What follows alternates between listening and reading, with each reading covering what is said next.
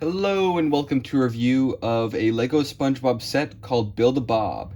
This was released in 2006 as the first wave of LEGO SpongeBob, or maybe the second wave. 2006, that's definitely the year. But it was released alongside the Pineapple House and the Krusty Krab sets, and the Pineapple House set also had Squidward's house, the whole kind of Bikini Bottom neighborhood. But that doesn't matter. So the thing that matters is that this set is very weird. Normally SpongeBob sets and most Lego sets that are licensed are this is a location from the show, minifigure scale, all of that.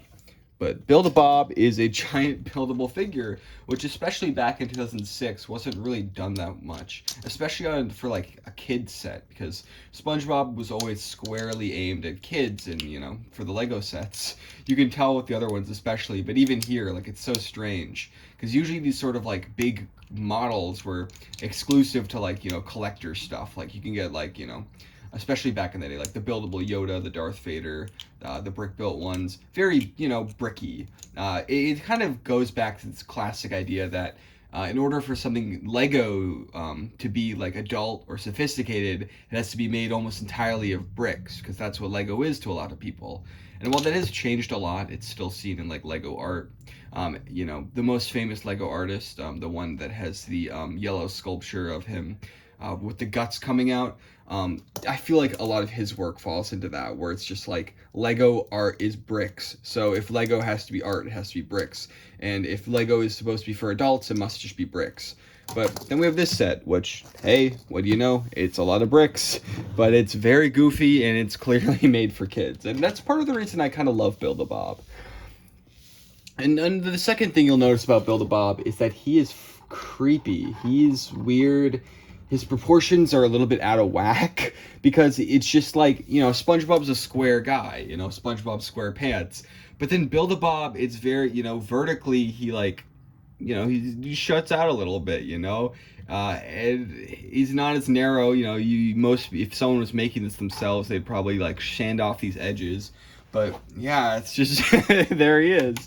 And another thing that makes him weird is these arms. These arms were, made for the Knights Kingdom theme, Knights Kingdom 2 in 2004 for the buildable figures. And, they were never released in yellow before, but it works, but it's just so weird, because it's a lot thinner. I guess it makes sense. The bricks are exposed there. A little bit robotic. That's the thing, because this Build-A-Bob is weirdly robotic in a lot of ways. If we turn the back, we can actually see more evidence for him, Build-A-Bob's robotic nature. He actually is filled with gears. Let's get some light in there. He's filled with gears, and also he has a little catapult, which we will see in a second. I'm missing a piece there, actually. I had it. I actually forgot about one Build-A-Bob thing that makes him special, so I think I'm gonna go get that.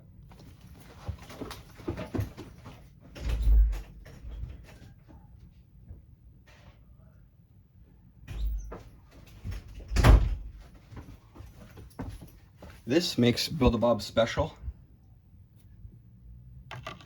He can be scared too. He's not always happy. Build-A-Bob can actually be scared too, which is really crazy. It's funny that they give him an alternate mouth, but to talk about the mouth, we have to talk about his secret, and it's that it opens. Yeah, one of the cool play features in this set is that his mouth opens. And it just looks so creepy, because, it's like an opening into him. It makes him seem very, unreal and, again, robotic. But it's also, just a little uncanny. And as you can see, the catapult, this is how it works. You're supposed to have jellyfish, but I'm not exactly sure where mine are. So we're just going to throw wheels. And it works pretty well. It's a lot harder when you're on this side of things. You can't really line it up right. But you kind of get the idea. Yeah, there we go. And I guess I can spin him around and show you how that works from here. Has a rubber band, very cute little machine. I just love this. The reason I'm doing this review specifically now is because I kind of rebuilt. I never had built the interior, because I just had the pieces to most of Build-A-Bob. never actually had this set new. So I was like, sure, let's finally build the interior and see what it's all about. And the catapult is very fun. I kind of thought it would be that great, you know. It's like whatever. It's like just some little thing, but with the mouth and everything, it just creates such a strange image. And adding to that is the other feature where, if you notice those gears, they actually are meant for this, where you can spin his eyes around like that, which is, God, it's just so strange. The way they desync is just kind of uncanny, but also very funny and silly. It's weird because you can either see this thing as a robotic abomination that's like nothing like SpongeBob, or you can see it as like this weird, fun playset that, while it isn't completely like SpongeBob and it's a little creepy, like it's still just this wonderful, imaginative creation, which is how I like to see it, I guess. One thing that's interesting is the way his nose goes in. It has one of those, it kind of goes in at an angle that's very strange. It looks fun because, like, when you put it down like that, there's like this hole in his head, so you're supposed to put it up like that, and it's just so strange, his nose. Like, I used to have it a different way, but I decided to change it to the way the instructions recommend, just to see what, like, exactly what Lego intended. But it's just so weird, yeah.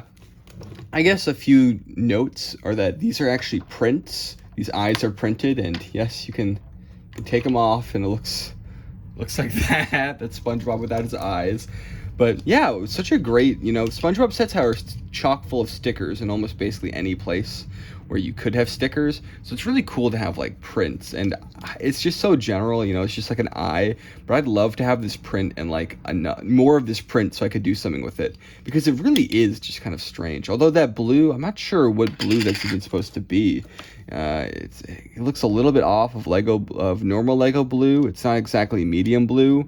So perhaps that's one of those weird colors that they didn't really use that often. It just happens to be the print for here, even if it wasn't the most popular brick color or anything, because that definitely doesn't remind me of too much of Lego blue or any blue that I know. Putting his eyes back on like that. I guess we can also look a little deeper into the interior. This is supposed to be where you store the jellyfish that you throw out of him with this little thing. He also has a bit of a computer up here, so you can control him and make him do anything you want. He literally has to. He can't disobey your orders. So if you want him to do something awful, he'll just do it. The reason why the set is like this is it's supposed to be a reference to the episode Plankton, or a Plankton episode where he takes control of SpongeBob's body, or a robot SpongeBob, which I guess kind of makes sense. The original version of the set also came with little Plankton, which was to scale with this. It's actually just 3 cylinders on top of each other, but that is a sticker, and not a very strong sticker. So yeah, I don't have it, but hey, this is about the height of it, so you can kind of see in perspective. It does make this also, it does kind of turn this into a playset, even though it is a buildable SpongeBob. It's still a playset, you know, because it is a location.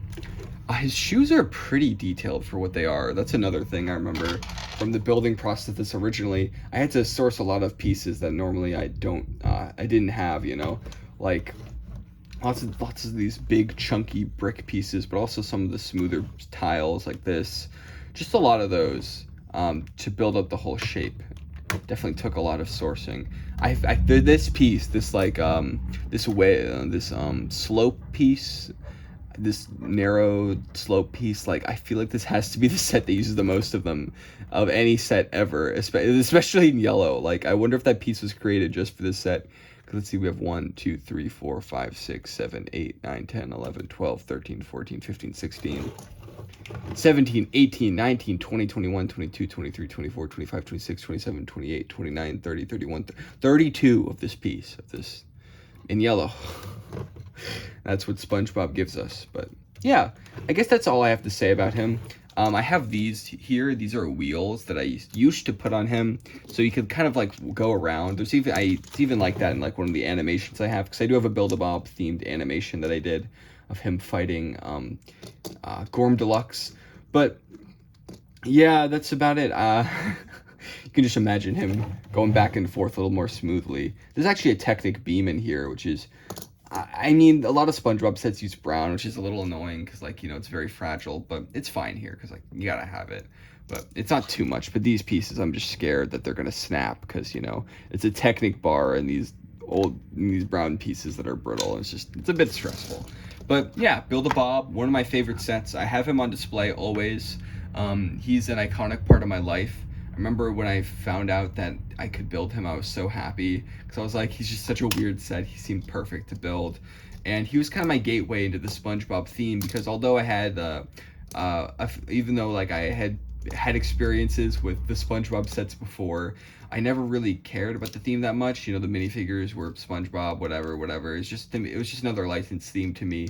But this set kind of opened my eyes to just how weird and kind of playful the theme could be. And from there, then eventually I would get like the other sets, like I'd rebuild Glove World, one of my favorite sets from when I was a kid. And then like I'd rebuild the Krusty Krab, and then I'm where I am now, where like I keep finding these sets like used for really good prices. So I got Sandy's Rocket, I got the Pineapple House, I got the good Krusty Krab, just the Chum Bucket. Just now I have almost every set. So yeah, that is my SpongeBob collection journey thing.